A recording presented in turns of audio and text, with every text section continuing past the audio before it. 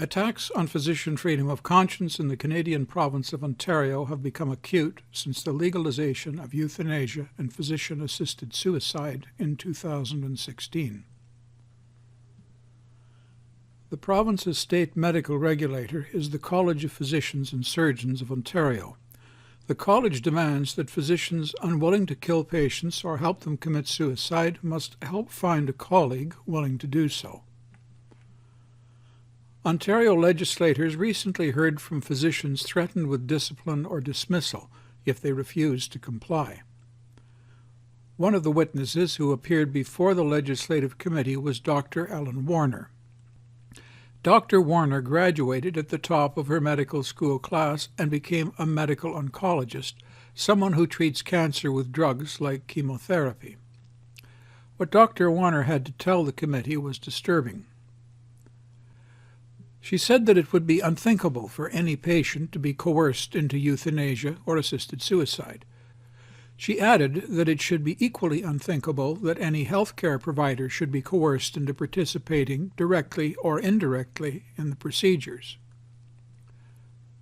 But this coercion is happening, she said, at her hospital.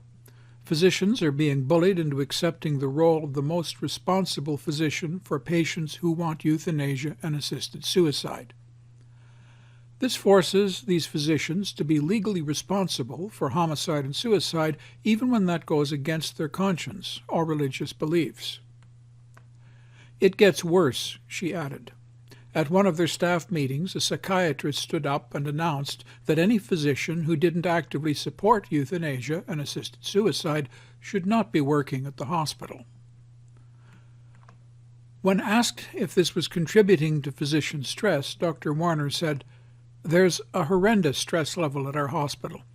Physicians are afraid to speak up. Physicians are afraid that they will lose their jobs if they say anything. Even just speaking to my colleagues about this, we use alternative email addresses and we speak in code. We feel sometimes like we're in some sort of dystopian novel." Dr. Warner was only one of many physicians who shared their concerns with the committee. Dr. Cserti-Gadzewich, a blood science specialist, identified herself as a secular humanist, a vegan environmentalist, and the daughter of East European immigrants.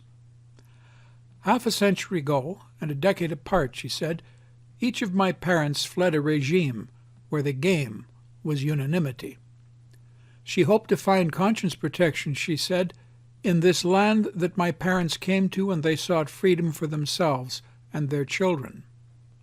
Dr. Gadzewich warned legislators, "Prohibiting dissent and permitting disciplinary actions by licensing colleges will do this: bake a North Korean-styled moral Darwinism into Ontario. Only those who agree and those too timid to disagree comprise what remains." Dr. Ramona Coelho spoke of a woman in her last year of a neurology residence, brilliant, capable, very likable, who wonders if she'll be prevented from working because she refuses to be involved with euthanasia or assisted suicide.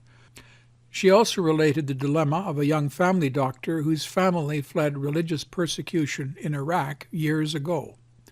Now she understands that she will be disciplined by her college or even be forced to leave her family medicine practice because our provincial government is not willing to guarantee the religious freedoms that her family had understood they would have when they came here. Dr. Sephora Tang, a psychiatrist, said that she personally knew family and palliative care physicians who, due to conscientious objections to euthanasia and assisted suicide, have either left Ontario, changed specialties, or are considering early retirement because of the threat to freedom of conscience in Ontario. Because of the CPSO policy demanding effective referral for euthanasia and assisted suicide, she decided not to take a position at a cancer clinic. Dr. John Scott has been a palliative care physician since 1975, when he was involved in starting the first palliative care clinic in the world, in Montreal.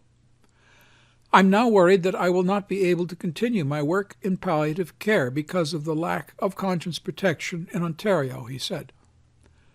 The lack of conscience protection has caused angst in palliative care physicians in Ontario. The looming threat of discipline for following one's conscience is discouraging the recruitment of new palliative care physicians and causing experienced ones like me to consider a shift in career. Dr. Maria Wolfs is an academic endocrinologist involved in the education of medical students and residents. She fears that future physician training in Ontario is at risk because medical students are at risk for bullying and intimidation. What happens, she asked, to a medical student or resident's moral integrity when they see their teachers and mentors forced to act against their own ethical values or risk being penalized by the college because they won't? Bullying by Ontario's medical regulator and its supporters will have consequences not only for physicians and medical students, but for patients. A coalition for health care and conscience has been formed to support practitioners who do not want to be involved in euthanasia and assisted suicide. 5 Ontario physicians and 3 physician groups have filed a lawsuit against Ontario's College of Physicians. But Ontario's Attorney General supports the college's oppressive policy, and so does the Ontario government. Canadian Physicians for Life has issued an urgent appeal for donations to cover the continuing legal costs of the physicians and groups challenging the Ontario College of Physicians.